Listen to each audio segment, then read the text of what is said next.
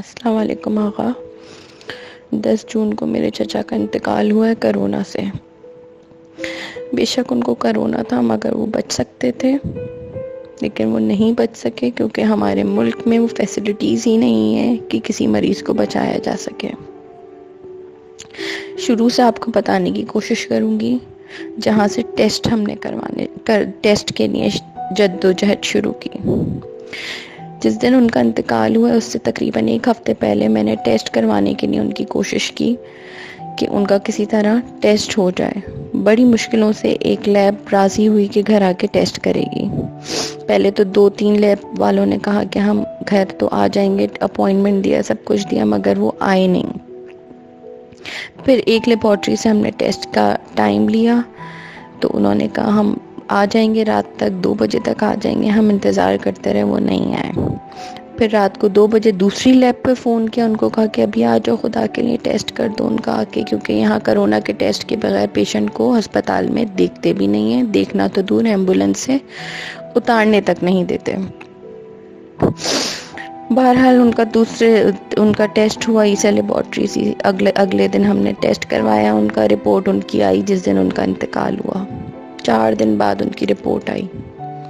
Report مانگتے رہے، کہا اس پہ کام ہو رہا ہے، اس پہ کام ہو رہا ہے۔ بڑی مشکلوں سے جس دن ان کی رپورٹ آئی، ہمیں ہاتھ میں رپورٹ ملی، ہم ان کو لے کے اسپتال کی طرف روانہ ہوئے۔ جس دن اسپتال لے جا رہے تھے اس دن ان کی آکسیجن بہت کم ہو گئی تھی۔ آکسیجن کے لیے ہم نے سلنڈر کی تلاش شروع کی تو کراچی میں ہمیں سلنڈر بھی نہ ملا۔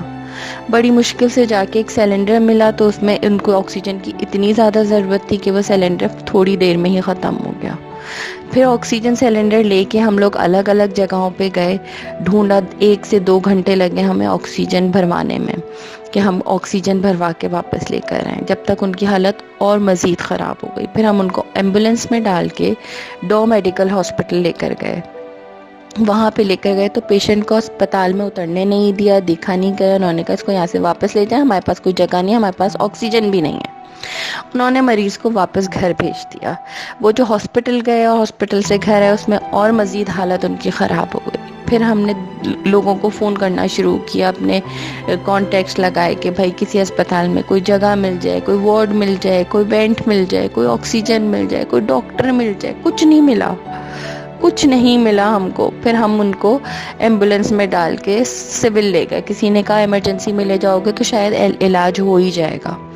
ہم سول اسپتال لے کے چلے گئے ان کو۔ سول اسپتال کی تو بہت ہی بری حالت ہے جو کہ ہمارے حکمرانوں کے انڈر میں ہے، ہماری حکومت کے انڈر میں۔ وہاں پہ زمین پہ لوگ پڑے ہوئے تھے پورے راستے میں، عجیب غلاظت تھی وہاں پہ، گندگی تھی۔ ایمرجنسی میں جس ایمبولینس سے اتار کے جس اسٹیچر پہ ان کو ڈالا تھا ان کو بیڈ تو وہاں ملا نہیں، اسی اسٹیچر پہ لوہے کے وہ پڑے رہے ایمرجنسی کے اندر۔ ان کو آکسیجن لگا دی، نہ ان کے اوپر کوئی چادر ڈالی، نہ کوئی کپڑا ڈالا۔ دونوں طرف ان کے عورتیں تھیں اور بیچ میں وہ اسٹیچر میں تھے۔ اور وہ ماشاءاللہ سے بہت ایسے انسان تھے، میں آپ کو کیا بتاؤں، وہ بہت وہاں پہ انکمفرٹیبل تھے، بہت زیادہ ان کو تکلیف ہو رہی تھی، جو تکلیف جسمانی تھی، اور دوسری تکلیف اس کے علاوہ ان کو یہ بھی تکلیف تھی کہ 2 بے پردہ عورتوں کے بیچ میں وہ پڑے ہیں۔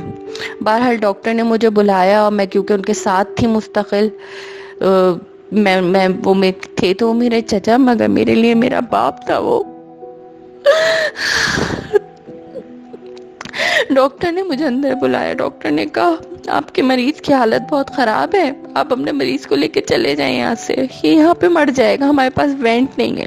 میں نے ان کو کہا یہ تو اتنا بڑا اسپتال ہے، یہاں تو ہر وقت مریض آتے ہیں، یہاں وینٹ نہیں ہوگا؟ انہوں نے کہا نہیں یہاں پہ وینٹ نہیں ہے، ہمارے پاس نہ سرجیکل وارڈ میں وینٹ ہے، نہ دوسرے وارڈ میں وینٹ ہے، آپ کے مریض کو وینٹ نہیں ملے گا، آپ چلے جائیں۔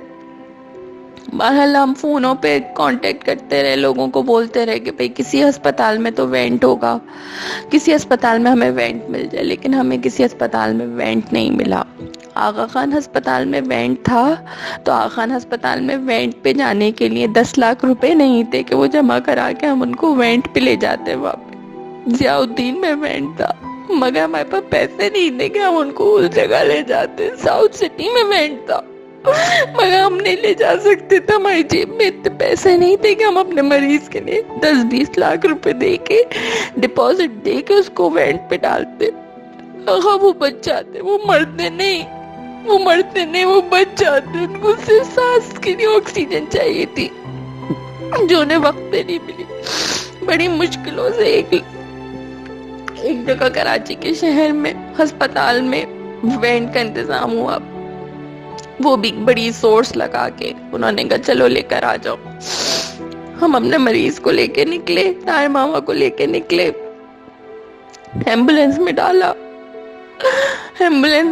جب وہاں پہنچے، ہاسپٹل پہنچے تو ان کا انتقال ہو گیا. تو ان کو وہاں وینٹ نہیں ملا، وہ ختم ہو گئے، رستے میں ہی ختم ہو گئے. سڑک پہ ہم پھرتے رہے، یہاں وہاں پھرتے رہے اور وہ مر گئے، ان کا انتقال ہو گیا.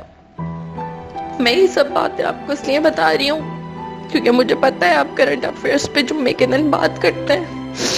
میں چاہتی ہوں کہ آپ یہ بات کریں، آپ یہ بتائیں لوگوں کو جو ہم پہ بیتی ہے. صرف ہم پہ نہیں بیت رہی، وہ ہزاروں لوگ تھے میرے سامنے بہت سارے لوگ اپنے پیاروں کو لا رہے تھے اور ان کی میتیں لے کے جا رہے تھے.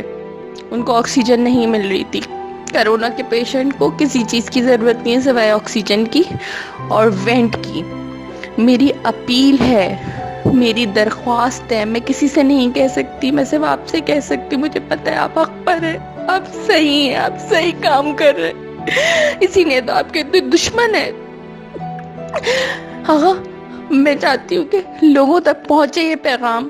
آپ لوگوں کو بتائیں کہ کیوں نہیں ہم حکومت سے کیوں مانگ رہے ہیں کہ ہمارے اپنے گھروں میں پیسے نہیں ہیں ہم اتنے لوگوں کو راشن بانٹ سکتے ہیں. اتنے لوگوں کو راشن بانٹے، ٹھیک ہے، اچھا کام ہے، لیکن ابھی راشن کی ضرورت نہیں ہے، ابھی وینٹ کی ضرورت ہے.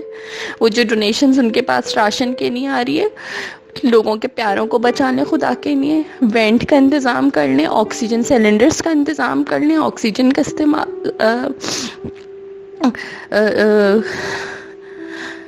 آکسیجن کا انتظام کر لیں تاکہ لوگ بچ سکے. لوگ بھوک سے نہیں مر رہے، لوگ وینٹ کی کمی، آکسیجن کی کمی، ہاسپٹلوں کی کمی کی وجہ سے مر رہے. آپ نے بھی تو اپنے مدرسے کو بنا دیا نا پورا کرنٹینا سینٹر. یہاں کیوں نہیں بنا سکتے لوگ؟ کیوں ہمارے مولانا صاحب اتنا بڑا امام بارگاہ لے کر بیٹھے ہوئے ہیں، اتنا بڑا امام بارگاہ، اس کی ٹرسٹ اتنی بڑی ہے، کیوں نہیں بنا سکتے یہ لوگ؟ کہاں جاتے ہیں ان کے پیسے؟ کہاں کھاتے ہیں یہ لوگ؟ وہ پیسے کہاں چلے جاتے ہیں؟ وہ پیسے خمس، زکوٰۃ، خیرات سب کہاں ہیں؟ یہ اپیل کریں نا اپنے لوگوں سے، بولے ان کو کہ کھڑے ہو جاؤ. ہمیں نہیں چاہیے کسی حکومت کی مدد، ہمیں اپنوں کی مدد چاہیے. ہم کب اپنے پیروں پہ کھڑے ہوں گے؟ مجھے پتہ نہیں آپ میری اس بات کو ضرور آگے پہنچائیے گا دوسروں تک، میری اپنی اس بیٹی کی آواز کو ضرور پہنچائیے گا دوسروں تک.